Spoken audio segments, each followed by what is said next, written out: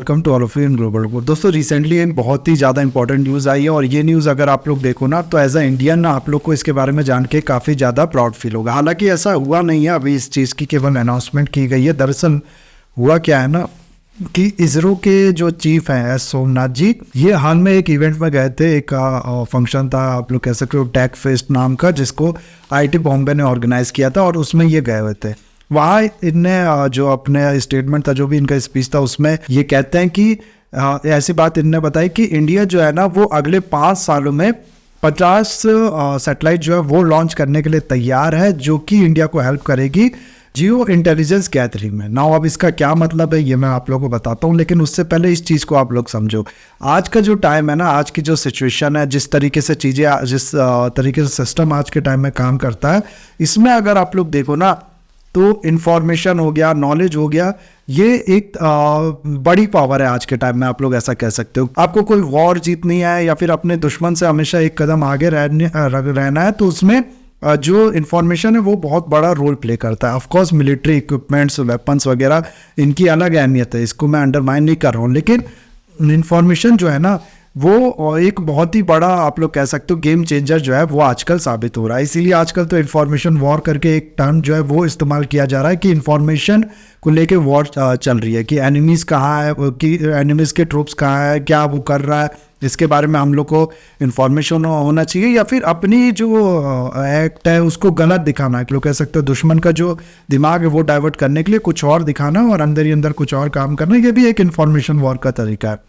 तो इन्फॉर्मेशन जो है ना वो आज के टाइम में एक बहुत ही बड़ा आप लोग कह सकते हो जो गेम चेंजर है, जो वेपन है वो बन गया। इन्फॉर्मेशन सबसे बड़ा वेपन बन गया, इसको आप लोग ऐसे कह सकते हो। एक टर्म और आप लोग ने सुना होगा, इन्फॉर्म डिसीजन। तो यानी कि आप डिसीजन तो ले रहे हो, लेकिन वो डिसीजन किस बुनियाद पे ले रहे हो, आपके पास क्या इन्फॉर्मेशन है, ये चीज़ भी, इस टर्म को भी अक्सर इस्तेमाल किया जाता है। तो ये सब जो चीज़ें हैं ना, ये अगर आप लोग देखो एक आप लोग को बताती है कि इन्फॉर्मेशन जो है ना वो कितना ज़्यादा इंपॉर्टेंट बनता जा रहा है। उसके अलावा अगर आप लोग देखो ना तो इन्फॉर्मेशन गैदरिंग के ऑफकोर्स बहुत से तरीके होते हैं। हमारी जो सीक्रेट एजेंसीज होती हैं वो काम करती है, वो पता लगाती है कि एनिमी कंट्रीज जो है वो क्या कर रही है, क्या उसका नेक्स्ट स्टेप होने वाला है। लेकिन एक काम है ना, एक आप लोग कह सकते हो रोल जो है वो प्ले करता है जो मिलिट्री सैटेलाइट होते हैं वो। अब नाम से हो सकता है आप लोग को लग रहा हो मिलिट्री सैटेलाइट है तो इसका इस्तेमाल किया जाता होगा किसी पे अटैक करने के लिए, या फिर वेपन लॉन्च करने के लिए, मिसाइल लॉन्च करने के लिए।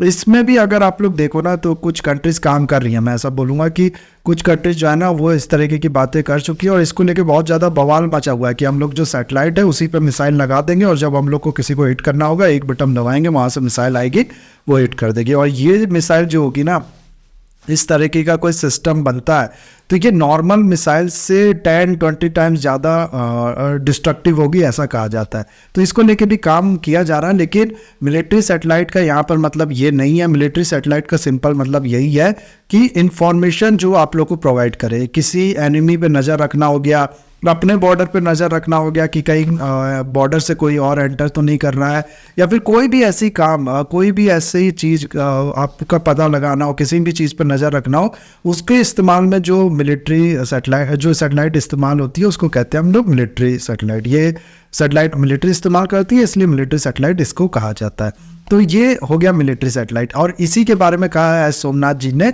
कि अगले 5 सालों में हम लोग 50 मिलिट्री सैटेलाइट जो है वो लॉन्च करेंगे। अब यहाँ मैं आप लोग को बताऊँ ना तो कितनी इंपॉर्टेंट ये न्यूज़ है, कितनी बड़ी ये बात है, वो चीज़ आप लोग इसी से समझो कि आज का जो टाइम है ना इसमें इसका इस्तेमाल करके, मिलिट्री सैटेलाइट का इस्तेमाल करके एक दूसरी कंट्री के अगेंस्ट में अटैक किया जा रहा है। हाल में क्या हुआ कि रशिया के एक मिलिट्री सैटेलाइट जो है उसी को हैक कर लिया गया, उसी को आप लोग कह सकते हो कुछ हैकर ने हैक कर लिया और इसको कम्प्लीटली ऑफलाइन कर दिया।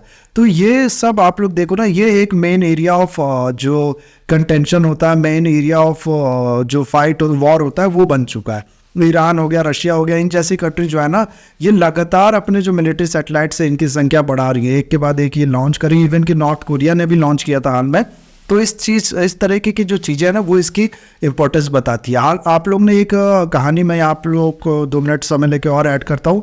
एक स्टोरी बहुत ज़्यादा सुनी होगी कि जब इंडिया अपना न्यूक्लियर वेपन डेवलप कर रहा था ना तो यूएसए के जो सैटेलाइट्स थे, जो मिलिट्री सैटेलाइट्स थे, वो इंडिया पे नज़र रखे रहते थे।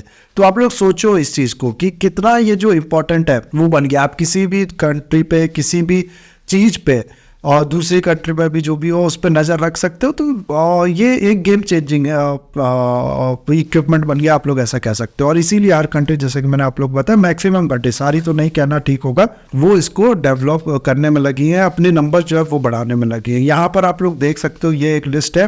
इस समय जो सबसे ज़्यादा मिलिट्री सैटेलाइट है ना, वो आप लोग को मिलेंगे यूएसए के पास। यूएसए के पास अराउंड 239 आप लोग देख सकते हो मिलिट्री सैटेलाइट है। उसके बाद आप लोग देख सकते हो चाइना है। चाइना के बाद आप लोग को मिलेगा रशिया।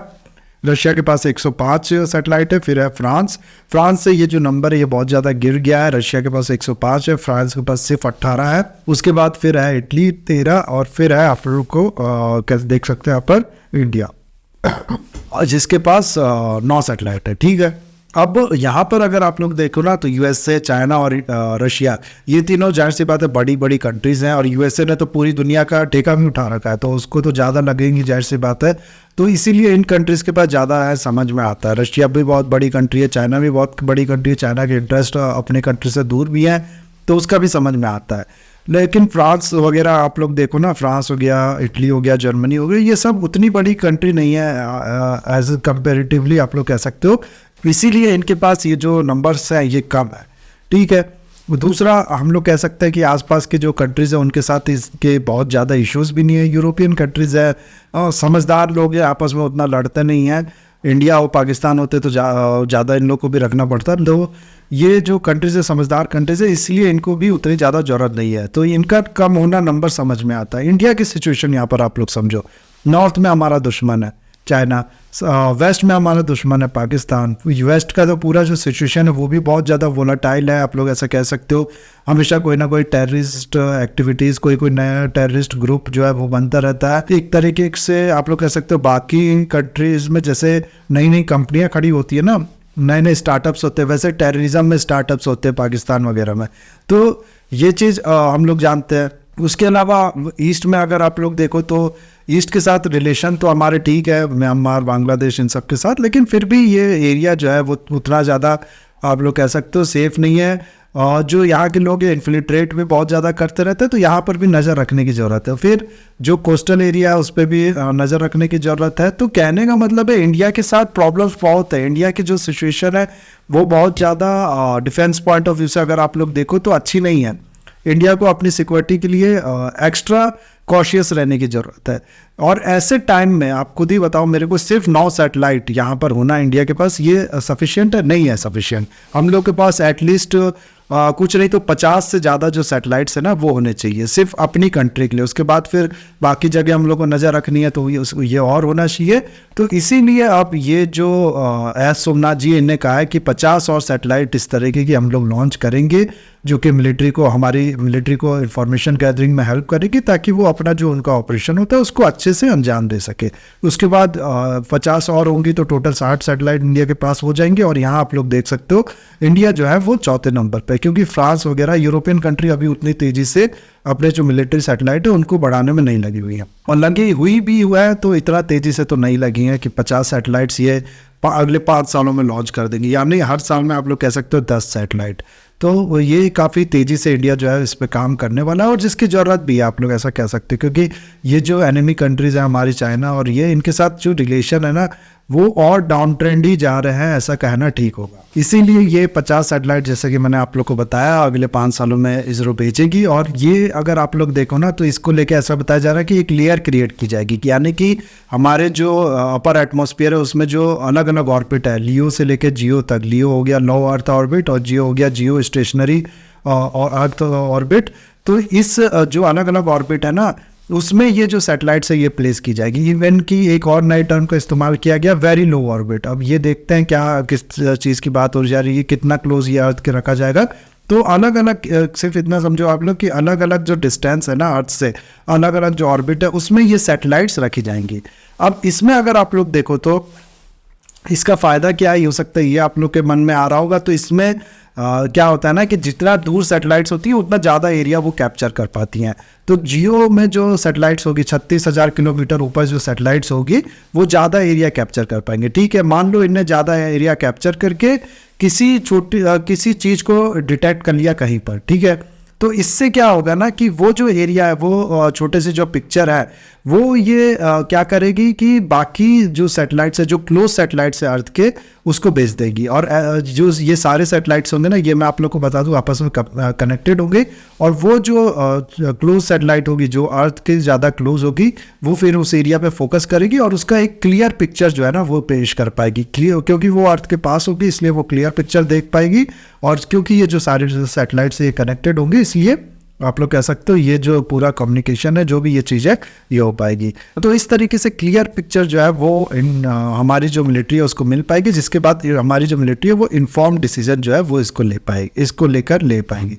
उसके अलावा फिर अगर आप लोग देखो तो ये जो सैटेलाइट्स है, ये मेरा ख्याल है कि ये आसपास के एरिया पे भी नज़र रखेगी, तो उसका इस्तेमाल करके भी ना इंडिया जो है नेबरिंग कंट्रीज़ है उनके साथ भी हमारे अपनी जो इन्फॉर्मेशन है वो शेयर कर पाएंगे, जिसके साथ उनसे भी हमारे जो रिलेशन है वो सुधरेंगे और एक गुडविल जनरेट होगी। और ये चीज़ छोड़ भी दो तो डिफेंस के पर्सपेक्टिव पे हम लोग सिर्फ टिके रहते हैं, ये एक बहुत ज़्यादा इंपॉर्टेंट न्यूज़ है डिफेंस पर्सपेक्टिव से।